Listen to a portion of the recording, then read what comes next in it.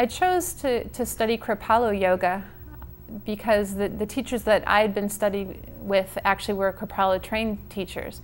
And the Kripalu Yoga tends to be a little bit more meditative, a little slower, more introspective, really getting in touch with yourself and not going past your limits. And I find that in musicians, it's a common tendency to push yourself and to always overstrain, or, you know, I guess the saying is what, no pain, no gain, and that's completely the opposite of what Kripalu Yoga is actually about.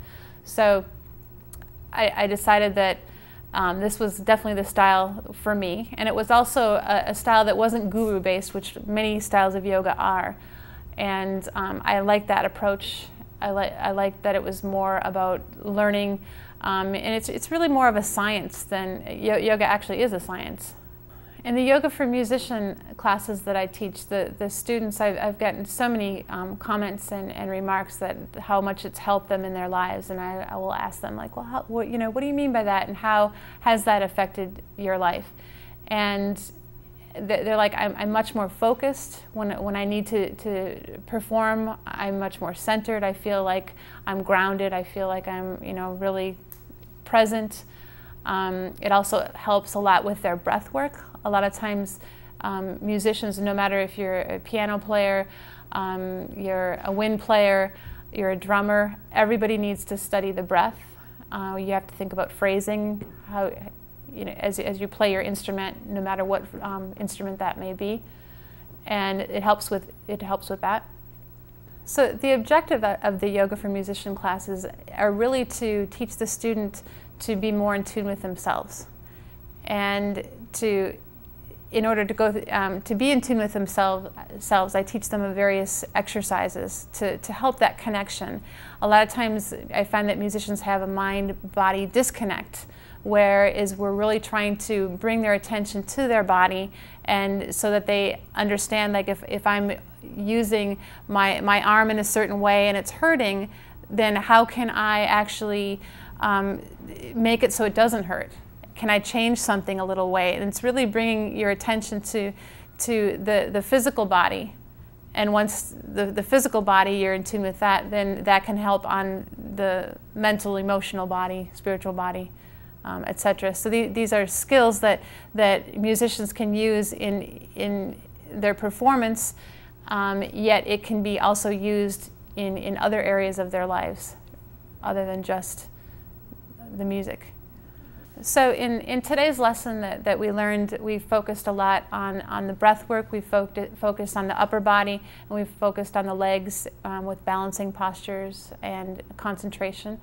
And the breath work actually is key in yoga. The breath actually really helps you to become focused on the present. So I do a lot of meditation with them to see if they can actually be in tune with their breath and notice the quality of the breath. First of all, just noticing without trying to change anything. And I think that's the key, is just like stop, notice, see what's happening in the present moment. So we'll do exercises like that, and with the meditation, I'll give them an exercise where you notice this and then just release that, bring your attention here. So it's always taking the mind, trying to bring it to the present moment. And that can relate directly to when they're performing, because what happens a lot with students is that they'll go into, say, an audition, and they'll be very nervous, and they might mess up on a part, and they're like, oh no, what happened? And their mind is so back on what they just did that the music keeps rolling along, and they're not focused on the present. So what happens again is they start messing up again. But if they're able to just like let it go, focus on the present, and then stay present as the music continues, it's very helpful. So a lot of the musicians that I teach have found a lot of benefit to actually doing some of the more focused, concentrated exercises, the meditation, even the balancing postures. The balancing postures that we did in today's class is another key element for that. When something challenging arises for us, what happens to us? Usually what happens first is that we stop the breath. So you kind of get a moment like this, where if you can just like take a deep breath in and relax, that can actually bring you right back to the present moment and release some of that tension that can build up. So sometimes people are walking around like this and they don't even know that they're like this. So it's like, okay, we'll exaggerate that movement. We did that in today's class too, where I said, okay, if you're doing, you know, the exercise like this and you notice that that shoulder's coming up, then okay, exaggerate it a little bit more and then just release it and let it go. So sometimes we do use exercises like exaggerate the things that are wrong so you know what right feels like. Sometimes they don't even know, like if you do a warrior posture, for instance, and your hand's out like this, well, where's the other hand? Well, I think it's here, but then you actually look back and it's like, whoa, it's not even there at all. So a lot of times people won't even realize what is really happening in their body until you exaggerate it, bring your attention to it. So a lot of the exercises are actually focused on that as well.